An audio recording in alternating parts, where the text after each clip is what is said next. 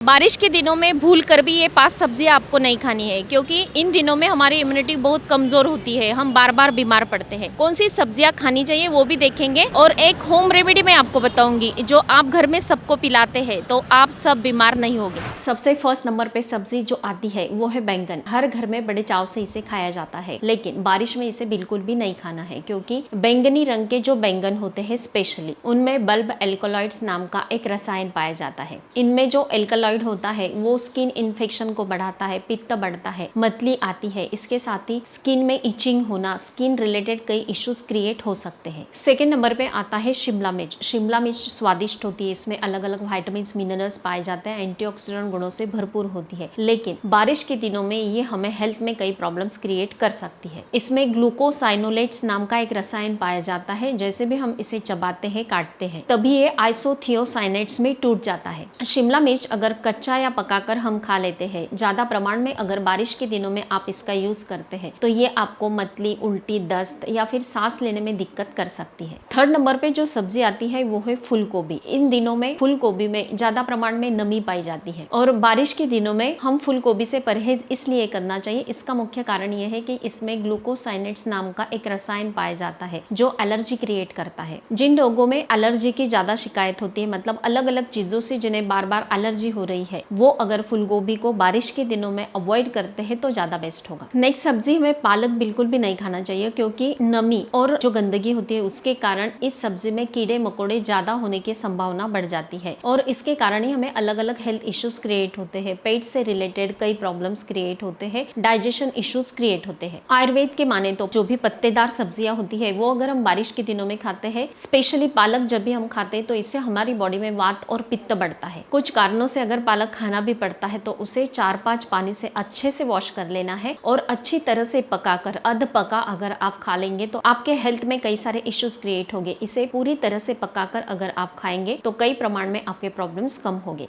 Last जो सब्जी आती है, जमीन के नीचे उगने वाली जो सब्जियां होती है, जैसे कि गाजर, चुकंदर या फिर मूली होता है, वो हमें बारिश के दिनों में अवॉइड करना चाहिए, क्योंकि इनमें ढेर सारे बैक्टीरियाज होते हैं जिसके कारण हमें अलग अलग बीमारियों का सामना करना पड़ता है, इसलिए इन चीजों पर ध्यान देना है। इसके साथ ही हम ज्यादातर ये सब्जियां नहीं खाती है, जैसे मशरूम हम एवरीडे नहीं खाते हैं, लेकिन फिर भी ध्यान में रखें कि बारिश के दिनों में इसे नहीं खाना है। ब्रोकोली आप नहीं खा सकते बारिश के दिनों में। अब आप कहेंगे कि इतने सारी सब्जियां नहीं खानी है तो इन दिनों में हमें खाना क्या चाहिए, वो तो हम देखेंगे, लेकिन सबसे पहले मैं आपको बता देती हूँ कि एक हर्बल टी जो आपको बीमारियों से बचाएगी, क्योंकि जैसे भी बारिश स्टार्ट होता है तो बीमार पड़ने की फ्रीक्वेंसी बढ़ जाती है, मतलब इन दिनों में हमारी इम्यूनिटी कमजोर होने के कारण अलग अलग बीमारियां पनपती है। लेकिन जो मैं एक हर्बल टी आपको बना के दिखाऊंगी, वो अगर घर में आप सबको पिला देते हैं 1-1 कप, तो आपकी बीमार पड़ने की फ्रीक्वेंसी काफी प्रमाण में कम हो जाएगी, मतलब इम्यूनिटी बूस्ट होगी, और बीमारियों का जो घर बन चुका है उसके आपको काफी अच्छे रिजल्ट मिलेंगे। ये हर्बल चाय बनाने के लिए हमें 1 कप पानी लेना है, उसे अच्छी तरह से उबाल लेना है। इसमें हमें 4-5 तुलसी के पत्ते ऐड कर देने हैं, क्योंकि इसमें एंटीबैक्टीरियल, एंटीवायरल गुण पाए जाते हैं। इन दिनों में सर्दी जुकाम की परेशानी ज्यादा हो जाती है, तो इसे अवॉइड करने के लिए हमें इसमें 4-5 तुलसी के पत्ते ऐड करने हैं। सेकेंड इंग्रेडिएंट, हमें इसमें छोटा सा अदरक का टुकड़ा, मतलब 1/2 इंच का अदरक का टुकड़ा ऐड करना है, क्योंकि इसमें एंटी इन्फ्लेमेटरी और एंटीवायरल गुण पाए जाते हैं, जो हमारी इम्यूनिटी को बूस्ट करता है, सूजन को कम कर देता है। गले में खराश की प्रॉब्लम इन दिनों में ज्यादातर होती है, तो उसे दूर करने में और बॉडी को अंदर से गर्माहट देने में इसके बेहतरीन रिजल्ट मिलते हैं।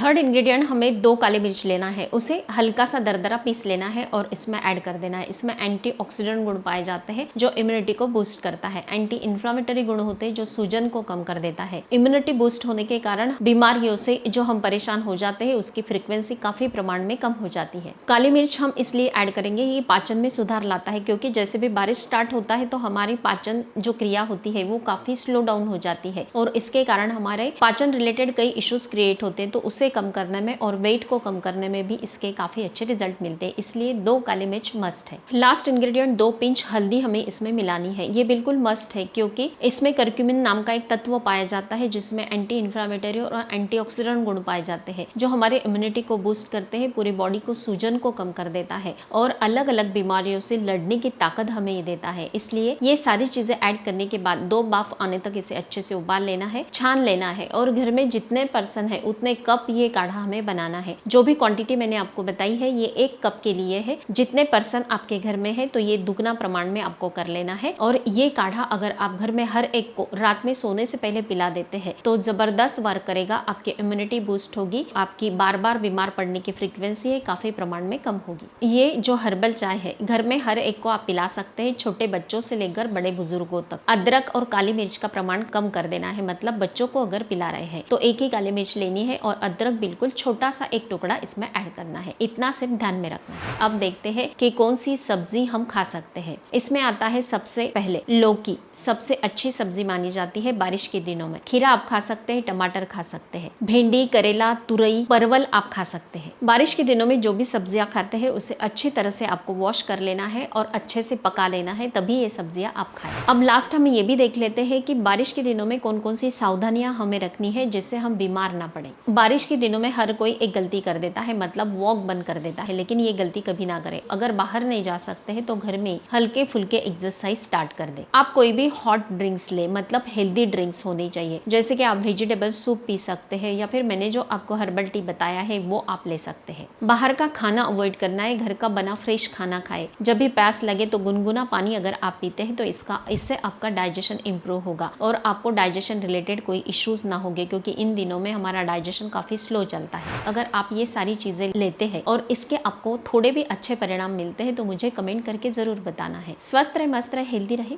Thank you so much.